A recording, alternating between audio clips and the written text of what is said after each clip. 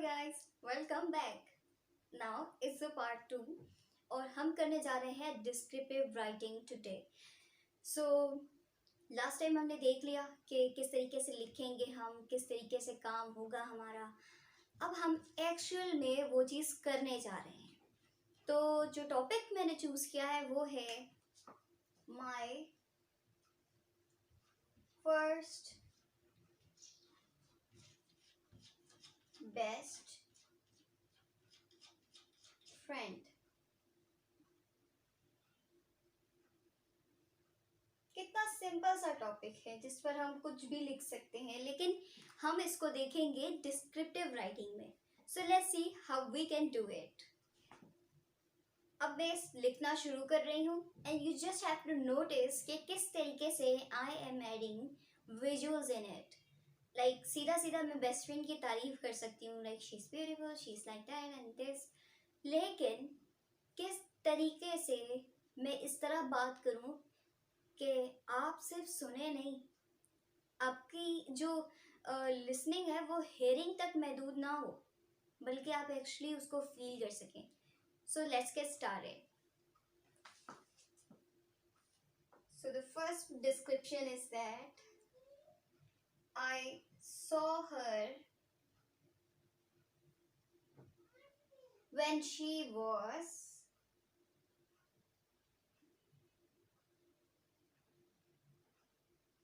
so small. Is that enough? अगर मैं सिर्फ ये बताऊं कि वो बस छोटी थी जब मैंने उसे पहली बार देखा, no, it's not enough.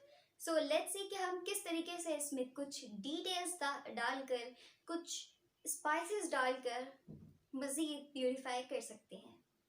So here I am adding a little detail जो इस जुमले को एक विजुअल दे देगी। She was so small like a pink teddy bear, like a pink teddy bear with a brown bow, right? अब just look at it कि वो इतनी small थी जैसे कोई छोटा सा fluffy teddy bear हो जिसके बो बंधी हुई हो। Like this is how you make something worth reading. Like आपको डिस्क्राइब करना होता है। सो लेट्स सी कि हम इसके आगे क्या लिख सकते हैं। Here she became my best friend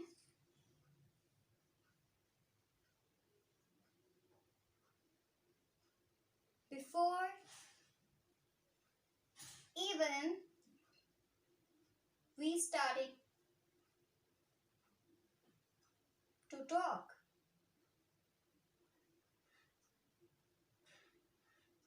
ठीक है, अब उसने उसको देखते ही इतना पसंद कर लिया था कि वो उसकी बेस्ट फ्रेंड बन चुकी थी इससे पहले कि वो बात करना शुरू करते। So see, this is how you extend it. अब इसके बाद हम क्या कर सकते हैं?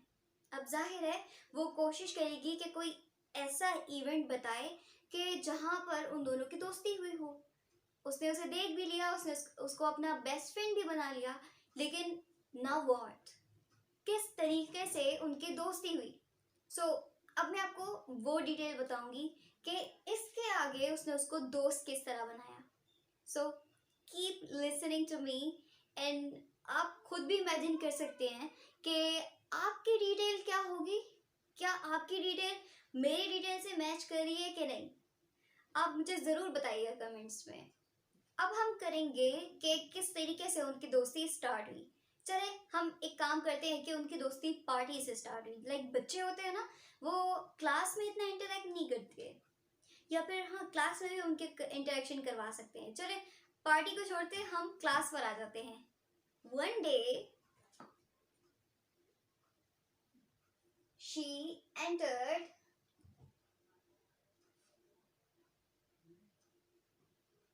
in the classroom wearing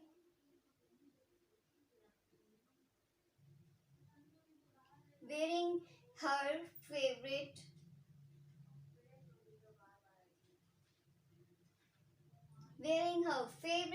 hat. ठीक है, अब ये तो हो गया सिंपल सा एक सेंटेंस, लेकिन अगर मैं सिर्फ ये बताऊं तो इट जस्ट फील्स बोरिंग कि उसने अपनी फेवरेट हैट पहनी हुई थी and she entered in the classroom. Is that something जिससे किसी का इंटरेस्ट डेवलप होगा कि वो जानने की कोशिश करे कि what happened in the next, like what's the point of this. तो अब हम ये देखेंगे कि इसी जुमले को हम किस तरीके से इस मोल्ड में ले आए कि ये डिस्क्रिप्शन में आ जाए. ठीक है, सो लेट्स सी. अब one day she entered in classroom wearing her favourite. यहाँ पर हम ऐड कर सकते हैं कोई कलर. चलो हम ऐड करते हैं वेयरिंग हर फेवरेट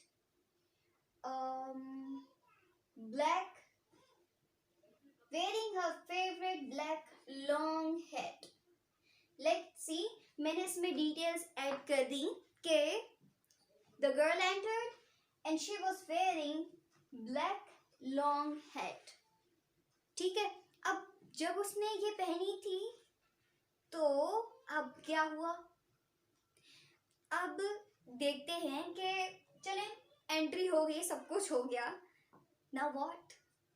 ठीक है, तो अब यहाँ पर हम ऐड कर सकते हैं to my surprise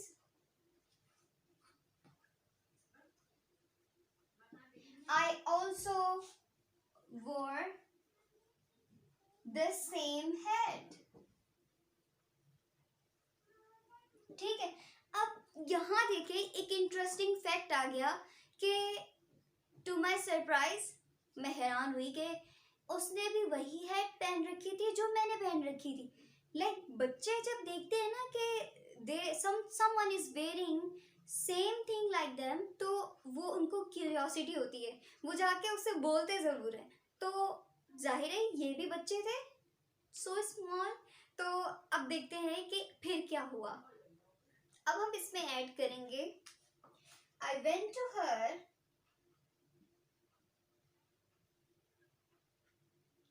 and stood still in front of her.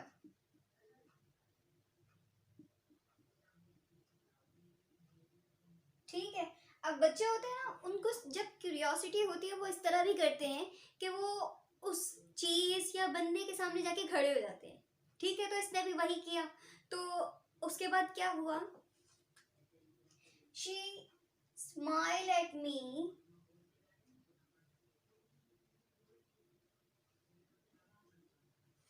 and this is where our friendship started.